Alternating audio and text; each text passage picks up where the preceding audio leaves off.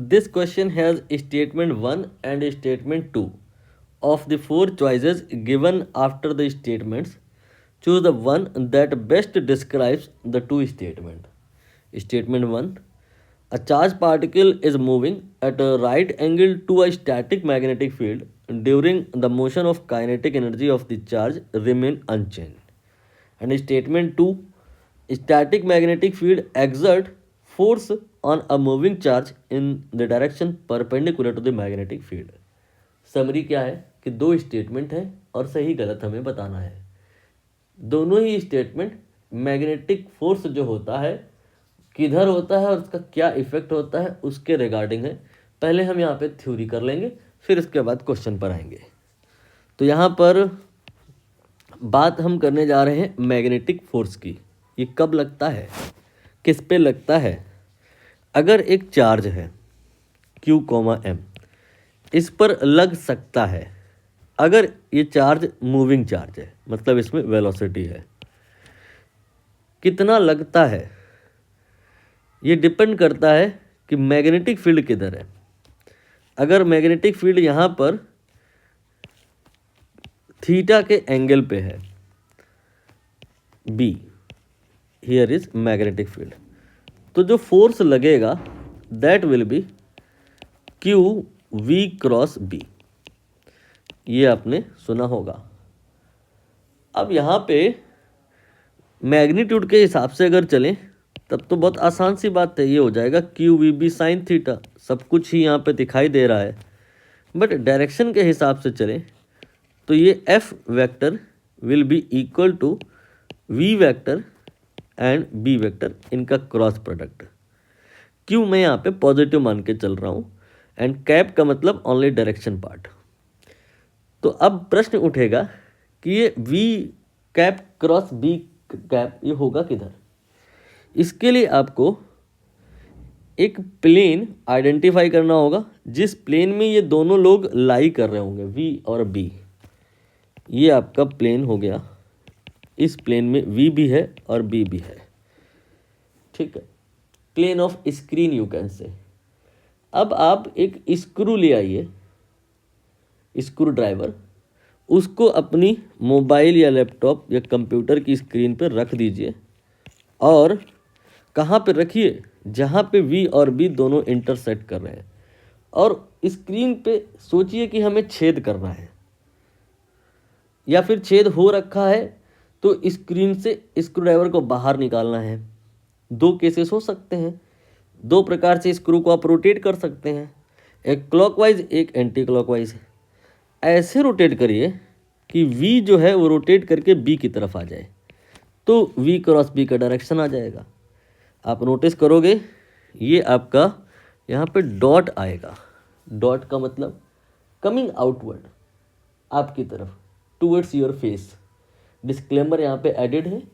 Mobile अगर ख़राब है तो ही आप करें, ख़राब हो तो भी ना करें, अपनी रिस्क पे। सब इमेजिन करना है, करना कुछ नहीं है। तो फोर्स आपको समझ में आए कैसे लगेगा। दरअसल यहाँ पे फोर्स जो लगेगा वो नॉर्मल होगा। कितना नॉर्मल होगा? बहुत नॉर्मल। किसके? प्लेन के। किसके प्लेन के? जो इसमें B एंड V होगा, B एंड V। तो पूरी बात हम बाद में करेंगे, B को हम बाद में बात करेंगे, पहले V के पॉइंट से ही हम बात कर लें। तो इतना तो कह ही सकते हैं ना कि फोर्स जो होगा वो नॉर्मल टू V होगा, वेलोसिटी के परपेंडिकुलर होगा। मतलब अगर कहीं पे मान लो वेलोसिटी ऐसे है तो जो फोर्स हमें बनाना है, मैग्नेटिक फील्ड कहीं भी हो, कितने भी एंगल पे हो, फोर्स वेलोसिटी के परपेंडिकुलर जरूर होगा, मैग्नेटिक फील्ड के भी होगा, वो हम बाद में बात करेंगे। फोर्स हमें यहाँ पर वेलोसिटी के परपेंडिकुलर बनाना होता है। मैंने परपेंडिकुलर बनाया, इसकी वजह से इसका जो मोशन होगा वो ऐसा होगा, ठीक है। एंगल आपने नोटिस किया कितना है? थीटा 90। तो जो पावर डिलीवरी होगी इस फोर्स की वो हो जाएगा कितना? F.V 0। मतलब ये फोर्स कभी भी इस Q, M पे कोई वर्क नहीं कर सकता, कोई एनर्जी ट्रांसफर नहीं कर सकता। पावर कितनी है इसकी? 0। वाटलेस फोर्स है ये, मैग्नेटिक फोर्स ये वाटलेस होता है, ये कोई भी पावर डिलीवरी नहीं करता है। क्यों? क्योंकि एंगल 90 होता है। इसी वजह से जब ये चार्ज आगे अगर जाएगा तो यहाँ पे हो सकता है इसका मोशन यूसीएम हो और हो सकता है ना भी हो, हेलिकल हो। डज नॉट मैटर मोशन किस प्रकार का है, हो सकता है स्ट्रेट हो, लेकिन if something is in the influence of field and field not doing any work, not delivering any power, then kinetic energy will not change. W equal to delta K equal to P into T equal to 0. अब आप option read कर लीजिए।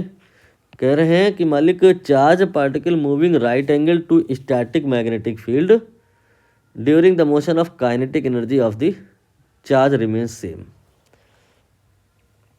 अगर charge particle magnetic field के right angle ना भी होता तो भी ये स्टेटमेंट सही था, magnetic field will not do any work.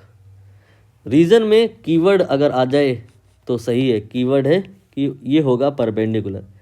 फिर भी एक बार रीड कर लेना, कौन किसके परपेंडिकुलर? फोर्स और वेलोसिटी, फोर्स और डिस्प्लेसमेंट, इनके बीच में 90 डिग्री एंगल होना इस बात का प्रमाण है कि वर्क या पावर यहाँ पर डिलीवरी जो है वो 0 होगी।